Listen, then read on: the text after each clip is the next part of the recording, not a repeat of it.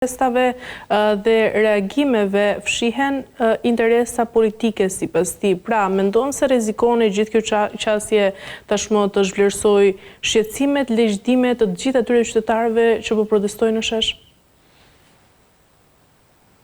Shqetësimet legjitime aty kanë qenë edhe prandaj ngul më fort edhe them që ja, për shembull, këto ditë janë targetuar nga një grup i vogël. Unë besoj se është shumë i vogël, janë targetuar element opozitës institucionale ose të forumit rinor Partisë Demokratike, si të bëjnë edhe një farë derivimi politik, që nuk është fare e hijshme, edhe po ta marrim në mënyrë shumë reale edhe sinqert, ta të ri kanë qenë në çdo kauzë, në çdo opozit, në çdo protest, edhe në protestat me prapavi të qartë politike ose partijake, por kanë qenë edhe në opozita qytetare. Forumi rinor ka qenë një prej zërave më të sinqerta dhe më domethënës gjatë kësaj kohe. Ka reaguar edhe duke qenë pjesë e shumë organizimeve, por janë vazhdimisht aktiv edhe në rrjetet sociale, janë të padorëzuar.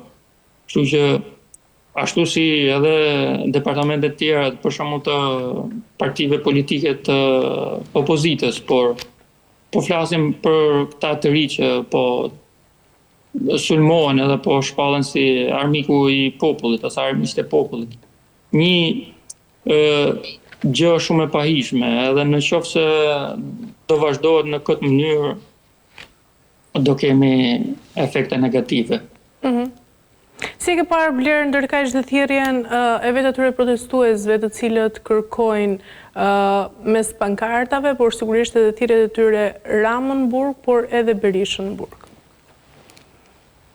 Për të qenë sinqert, se ndoshta miqtë mi, kolegë e tjerë, ndoshta mund të rezervohen të kjo pjesë për ta thënë, por fakti që thrasin Berishën burg, ndoshta Berishën nuk e shqetësojnë as pak.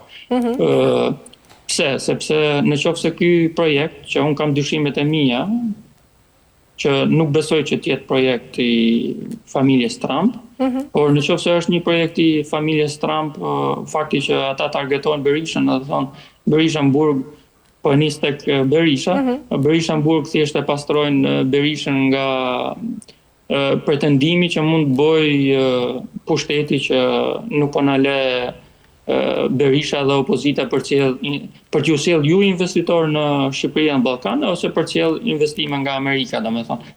Mund ta përdorin këtë kartë, pushteti mund ta përdorte si kartë që këto protesta po i zhvillon Berisha si një anti-amerikanizëm etj etj.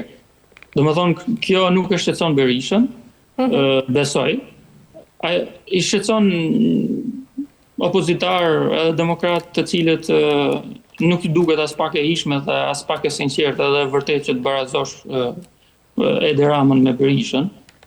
Berishës për çështjen e Partizanit që kanë dërguar në SPAK janë hap dhe janë bërë artikuj që në 2010-ën, në 2011-ën, edhe prap duke i quar në përgjykata, duke i quar edhe në SPAK edhe nuk po arrin t'i gjejnë vërtet fakte reale, jo prapavi politike, por reale, juridike, se si ta kryqëzojnë Berishën.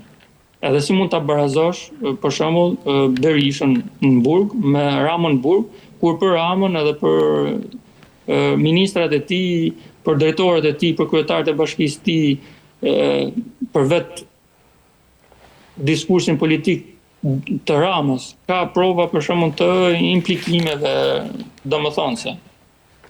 Domethënë këtu duhet pa çështja që demokrat caktuar ose opozitar caktuar i shqetëson ky barazim.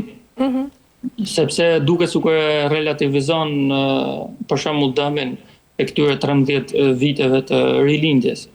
Ky është shqetësim, kurse për Ramën edhe të vetët, të siguroj që edhe të vetët do ndiheshin për shembull të çliruar në qoftë se Rama me fijet e veta do të çmontohej për shembull.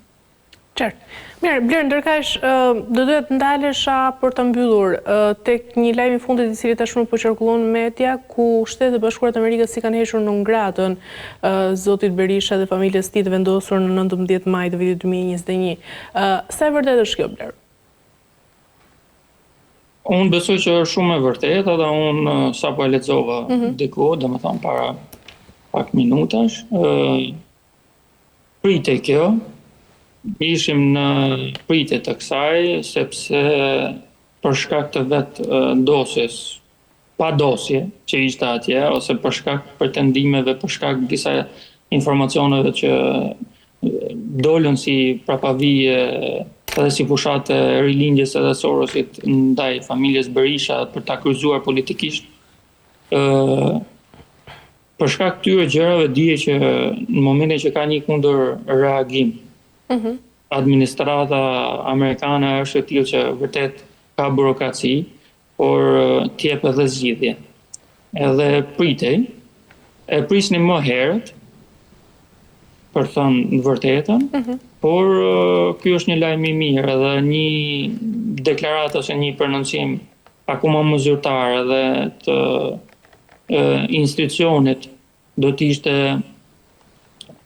shumë pozitiv në qoftë se të gjithë ata njerëz që protestojnë aty do ta kuptonin drejt. Dhe kush është kuptimi i drejtë? Fakti që Amerika e ka pranuar që persona caktuar, njerëz të caktuar të administratës kaluar kanë gabuar, ndoshta prej informacioneve të gabuara ose për shkak të presionit të ndryshëm politik brenda Amerikës ose edhe jashtë Amerikës, kanë bërë një shpallje non grata të padrejtë, domethënë.